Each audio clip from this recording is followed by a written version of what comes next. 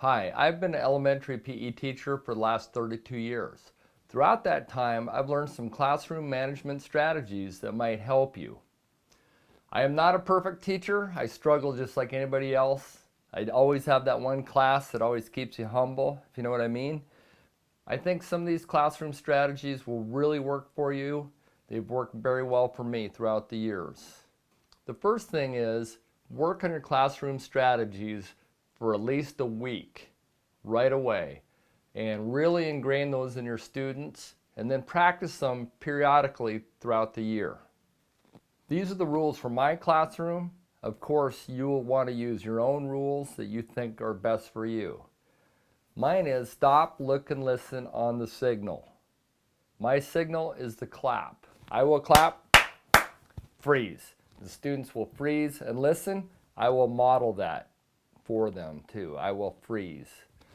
Second one is keep your hands and feet to yourself. I know you guys know how important that is. Third one is the catch-all, follow directions. And the fourth, and I always tell the students, this is my favorite rule, be kind. Then we practice those rules. I will clap, students will freeze. Once we get all the rules down, then we get to play games. Redirecting students. If the student's not behaving, redirect them and show them how somebody is doing it right.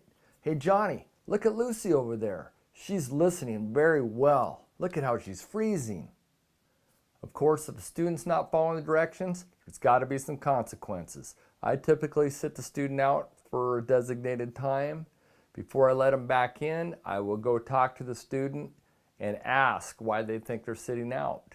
If they don't know the answer, then I will tell them the reason for them sitting out.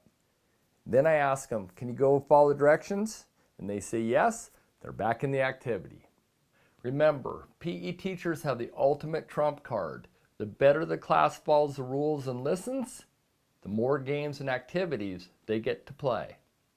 The first week of school, I will practice some moving around the gym, clapping, freezing, working on that. I will also work on apples and bananas. When I yell apples, the students will sit down right where they're at, crisscross applesauce, focusing on the teacher. If I yell bananas, the students come in, form a group, and then sit down crisscross applesauce. These are very effective ways to get your students ready to listen quickly. I practice freezing all the time. I will clap, have the students freeze. I always like to acknowledge the great listeners. Oh, look at Lucy. She can really freeze well. Oh man, that's great listening. Look at that right there. I always try to focus on the positive and not the little kid running around the gym up on top of the bleachers, you know what I mean. I have designated places where the students know if they're sitting there, they need to focus and listen. I will have a line in the gym, and I also use the middle circle of the gym. When they are sitting there, they know it's time to listen. When we're playing games, they can get a drink anytime they want, whether they ask or not. But when the teacher has them out on the designated line or they're frozen, they cannot get drinks. They must listen to the instructions. Another strategy I like to use is simply lowering the volume. Once you get their attention, talk quiet. The gym is typically noisy, rowdy, chaotic, but when you get their attention, you can lower the volume and really get them listening. At the end of class, I like to play a calm down game. My favorite game is to get them in the middle circle and play Who's the Leader. Whenever I choose leaders or captains at any time, I choose a great listener.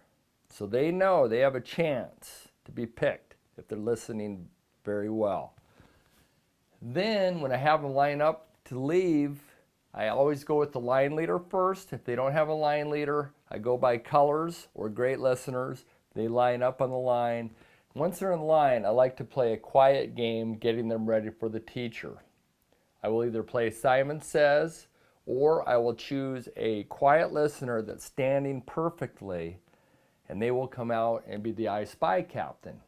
They will look around the gym for a certain object, a certain color, and they will choose quiet students with their hand raised to try to guess. If they guess the object, they will become the new I Spy person.